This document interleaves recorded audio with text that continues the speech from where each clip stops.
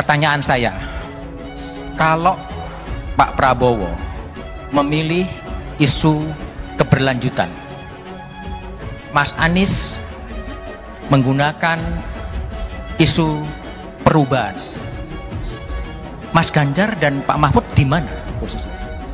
Unggul dan cepat. Sikat KKN. Ini yang menjadi teriakan lebih banyak orang.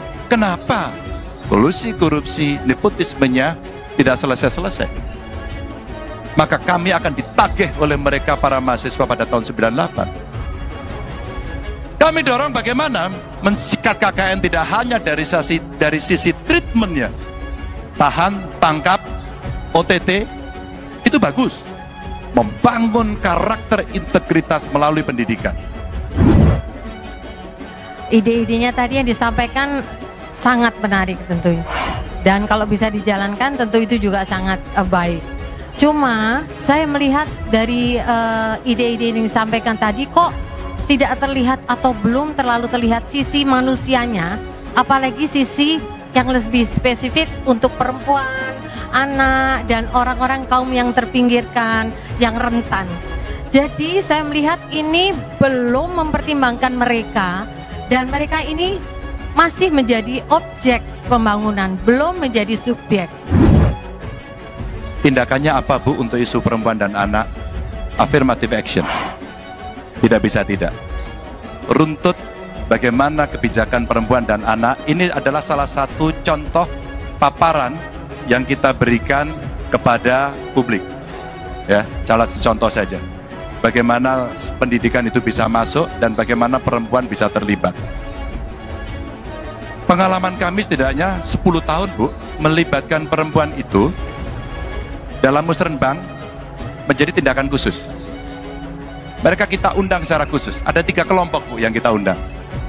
Yang pertama adalah kelompok perempuan, yang kedua anak-anak, yang 3 penyandang disabilitas.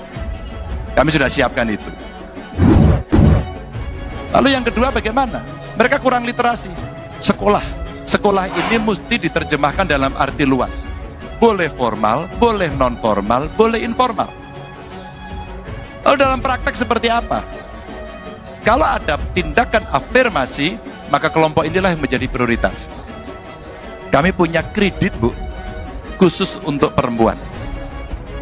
Kami pernah punya pengalaman mengadvokasi seorang perempuan nelayan dari Demak yang protes pada pemerintah. Apa protesnya? Pak, saya minta pekerjaan di KTP saya adalah nelayan. Karena dia gagal di desanya, dia gagal di kecamatan, dia gagal di kabupatennya, maka dia ketemu saya. Jadi saya kasih contoh yang konkret saja. Maka pada saat itu kemudian saya sampaikan, Dinas Kependudukan, besok kamu tulis, dan harus besok sudah jadi. KTP-nya dia pekerjaan nelayan. Bu, apa yang terjadi? Akhirnya si perempuan ini mendapatkan akses modal, dia mendapatkan pelatihan hanya karena satu kata saja. Pekerjaannya adalah nelayan. What? Indonesia tanah air beta, pusaka abadi nan jaya. Universitas Airlangga kali ini menjadi tuan rumah pertemuan pasangan calon presiden dan wakil presiden pada acara bertajuk Pemimpin Bicara Bangsa. Dalam rangkaian kegiatan Gagas RI itu, segenap sivitas akademika UNER hadir dan mendengar gagasan dari para pasangan capres dan cawapres.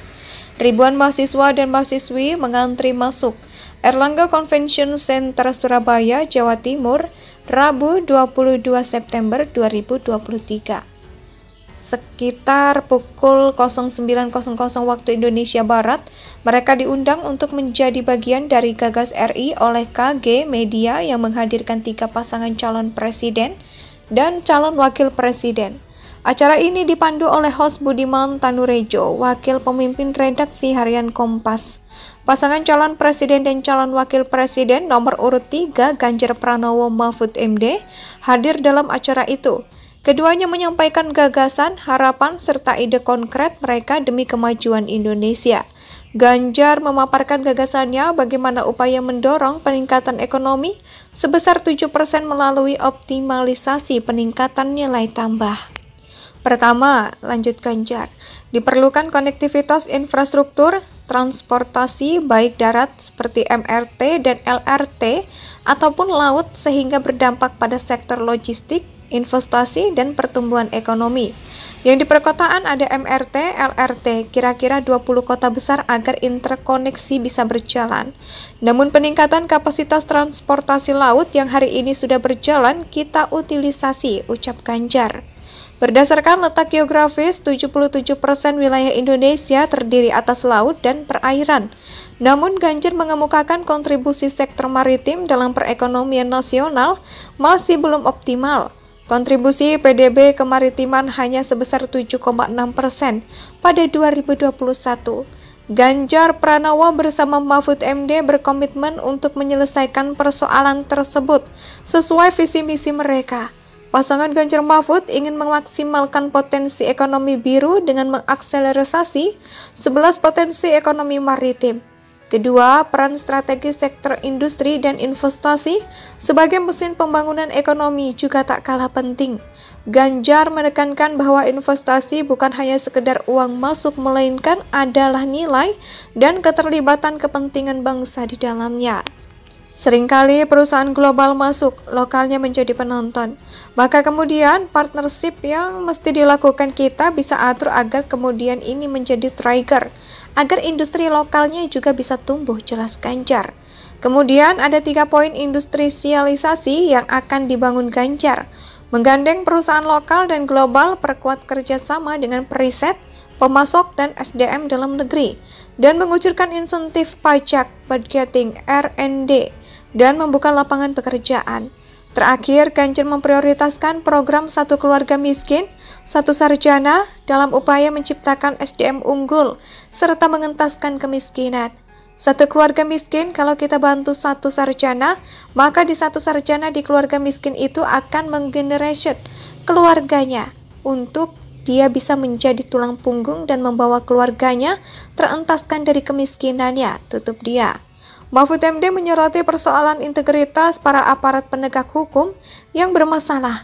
Perlu adanya kepemimpinan yang kuat atau strong leadership di dalam penegakan hukum.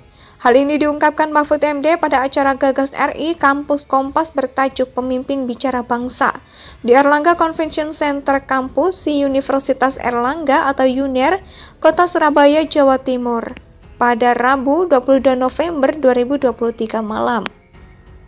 Universitas Erlangga kali ini menjadi tuan rumah pertemuan pasangan calon presiden dan wakil presiden pada acara bertajuk Pemimpin Bicara Bangsa. Dalam rangkaian kegiatan Gagas RI itu, segenap sivitas akademika UNER hadir dan mendengar gagasan dari para pasangan capres dan cawapres.